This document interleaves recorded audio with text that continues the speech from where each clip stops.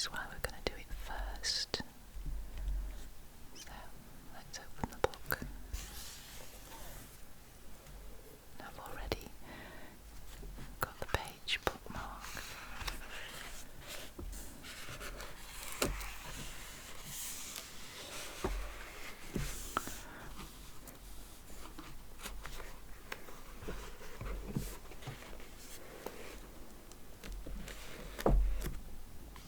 Here we go.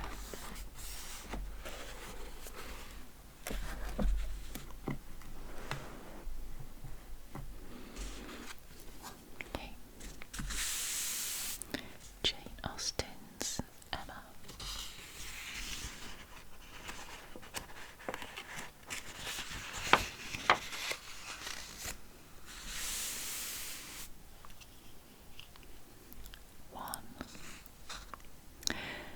Emma Woodhouse, handsome, clever and rich, with a comfortable home and happy disposition, seemed to unite some of the best blessings of existence, and had lived nearly 21 years in the world, with very little to distress or vex her. She was the youngest of the two daughters of a most affectionate, indulgent father, and had, in consequence of her sister's marriage, been mistress of his house from a very early period. Her mother had died too long ago for her to have more than an indistinct remembrance of her caresses, and her place had been supplied by an excellent woman as governess, who had fallen little short of a mother in affection. 16 years had Miss Taylor been in Mr. Woodhouse's family, less as a governess than a friend, very fond of both daughters, but particularly of Emma. Between them it was more the intimacy of sisters. Even before Miss Taylor had ceased to hold the nominal office of governess, the mildness of her temper had hardly allowed her to impose any restraint, and the shadow of authority being now long passed away, they had been living together as friend and friend, very mutually attached, and Emma doing just what she liked, highly esteeming Miss Taylor's judgment, but directed chiefly by her own. The real evils indeed of Emma's situation were the power of having rather too much her own way, and a disposition to think a little too well of herself. These were the disadvantages which threatened alloy to her many enjoyments. The danger, however, was at present so unperceived that they did not by any means rank as misfortunes with her. Sorrow came, a gentle sorrow, but not at all in the shape of any disagreeable consciousness. Miss Taylor married. It was Miss Taylor's loss which first brought grief. It was on the wedding day of this beloved friend that Emma first sat in mournful thought of any continuance. The wedding over, and the bride people gone, her father and herself were left to dine together, with no prospect of a third to cheer a long evening. Her father composed himself to sleep after dinner, as usual, and she had then only to sit and think of what she had lost. The event had every promise of happiness for her friend. Mr. Weston was a man of unexceptionable character, easy fortune, suitable age, and pleasant manners, and there was some satisfaction in considering with what self-denying, generous friendship she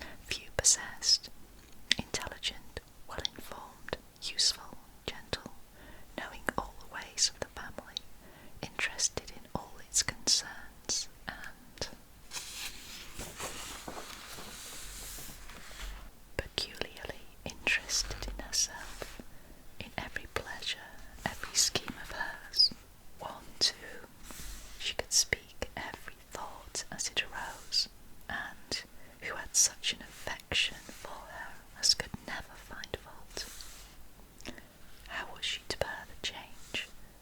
It was true that her friend was going only half a mile from them, but Emma was aware that great must be the difference between a Mrs. Weston, only half a mile from them, and a Miss Taylor in the house, and with all her advantages, natural and domestic. She was now in great danger of suffering from intellectual solitude. She dearly loved her father, but he was no companion for her. He could not meet her in conversation, rational or playful. The evil of the actual disparity in their ages, and Mr. Woodhouse had not married early, was much increased by his constitution and habits, for having been a valetudinarian all his life, without activity of mind or body, he was a much older man in ways than in years, and though everywhere beloved for the friendliness of his heart and his amiable temper, his talents could not have recommended him at any time. Her sister, though comparatively but little removed by matrimony, being settled in London, only 16 miles off, was much beyond her daily reach, and many a long October and November evening must be struggled through at Hartfield before Christmas brought the next visit from Isabella and her husband and their little children to fill the house and give her pleasant society again. Highbury, the large and populous village, almost amounting to a town, to which Hartfield, in spite of its separate lawn and shrubberies and name, did really belong, afforded her no equals. The Woodhouses were first in consequence there. All looked up to them. She had many acquaintance in the place, for her father was universally civil, but not one among them who could be accepted in lieu of Miss Taylor for even half a day.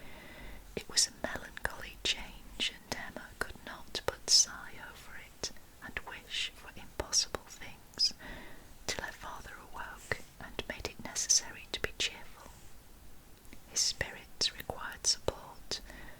He was a nervous man, easily depressed, fond of everybody that he was used to, and hating to part with them, hating change of every kind.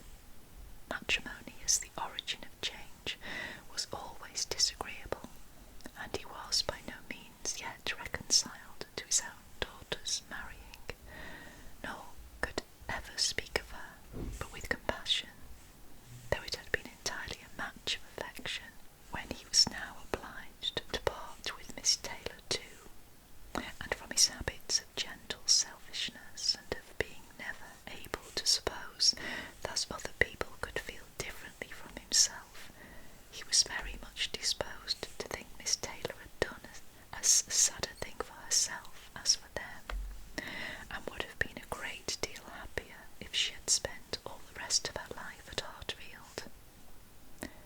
Emma smiled and chatted as cheerfully as she could to keep him from such thoughts, but when tea came, it was impossible for him not to say exactly as he had said at dinner. Poor Miss Taylor, I wish she were here again. What a pity it is that Mr. Weston ever thought of her. I cannot agree with you, Papa. You know I cannot. Mr. Weston is such a good-humoured, pleasant, excellent man, that he thoroughly deserves a good wife, and you would not have had Miss Taylor live with us for ever, and bear all my odd humours, when she might have a house of her own. A house of her own, but where is the advantage of a house of her own? This is 3 times as large, and you have never any odd humours, my dear. How often we shall be going to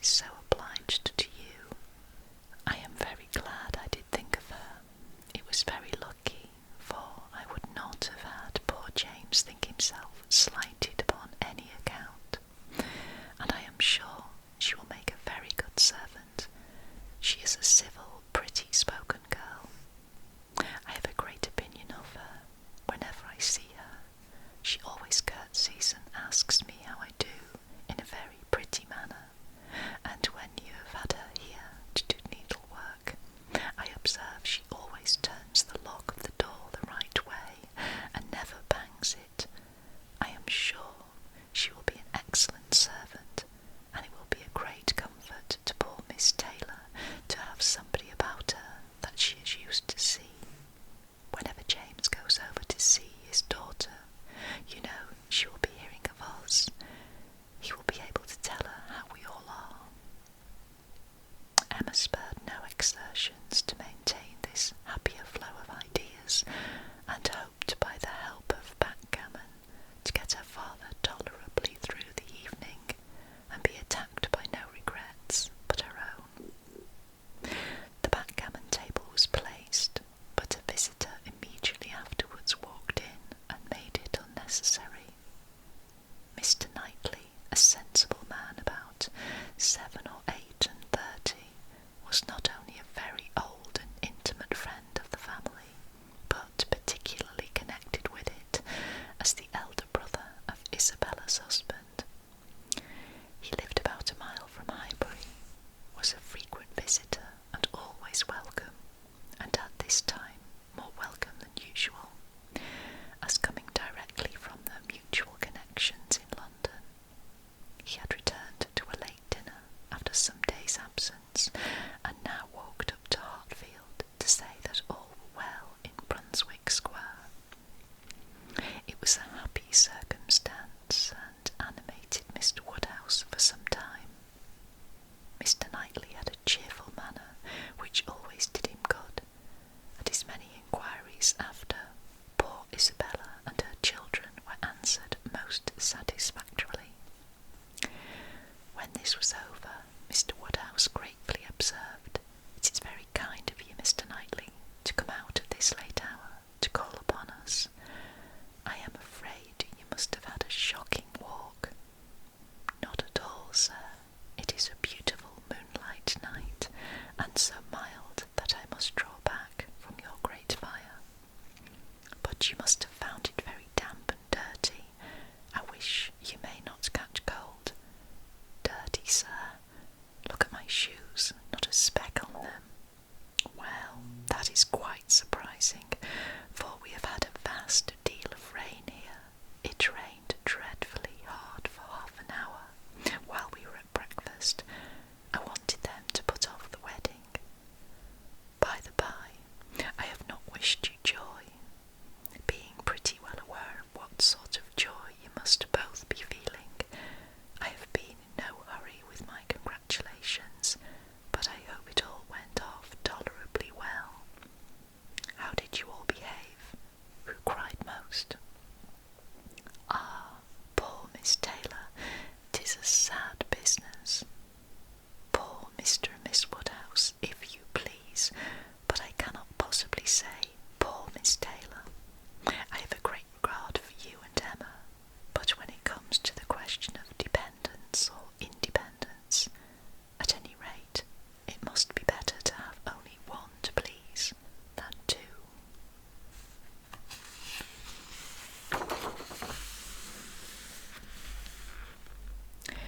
"Especially when one of those two is such a fanciful, troublesome creature," said Emma playfully. "That is what you have in your head, I know, and what you would certainly say if my father were not by." "I believe it is very true, my dear, indeed," said Mr. Woodhouse with a sigh. "I am afraid I am sometimes very fanciful and troublesome. My dearest papa, you do not think I could mean you, or suppose Mr. Knightley to mean you? What a horrible idea! Oh no, I meant only myself. Mr. Knightley loves to find fault with me, you know. In a joke, it is all a joke. We always say what we like to one another. Mr. Knightley, in fact, was one of the few people who could see faults in Emma Woodhouse, and the only one who ever told her of them.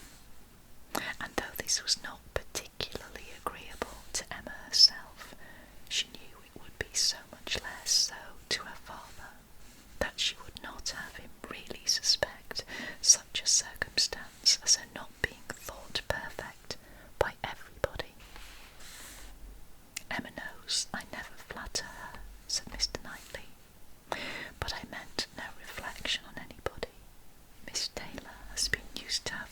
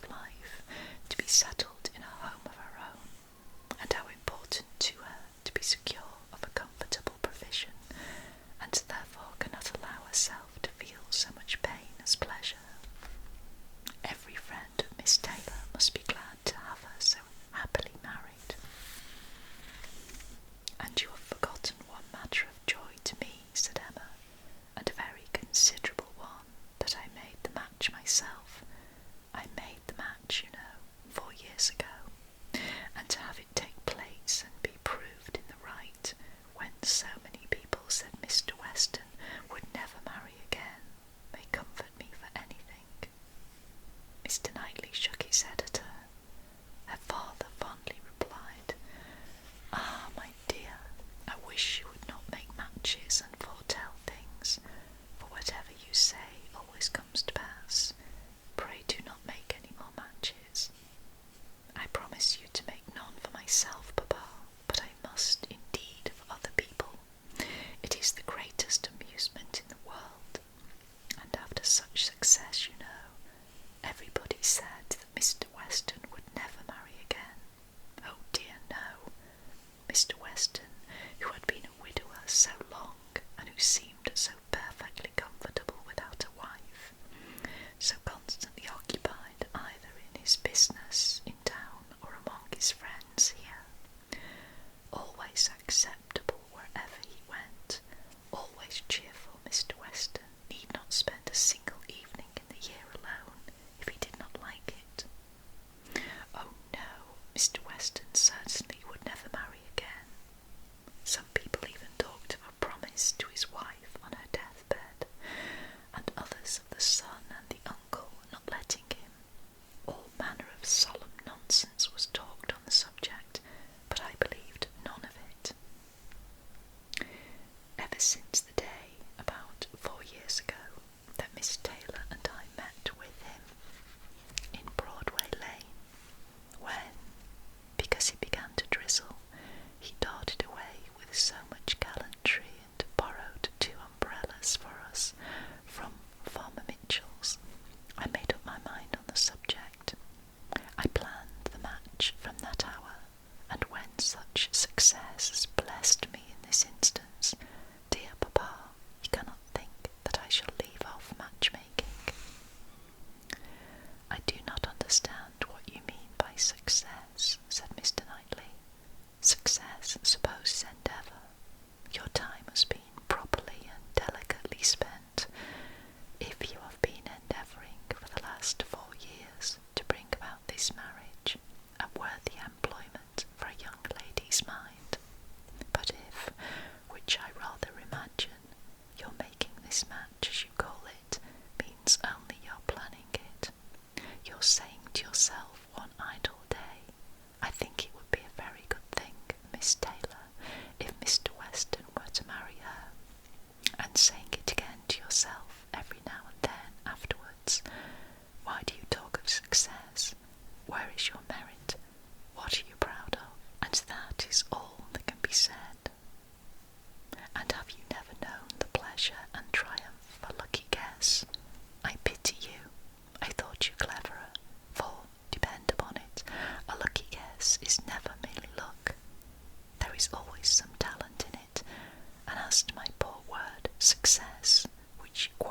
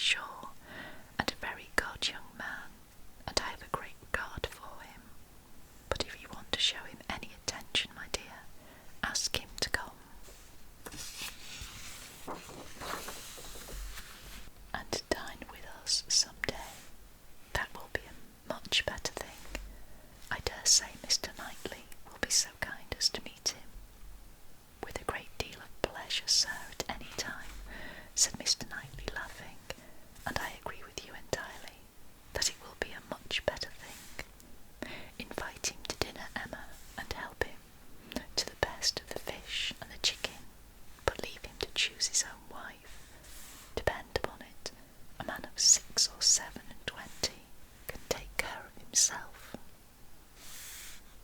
And that ends chapter 1 of Jane Austen's Emma. I hope you enjoyed that reading. This has been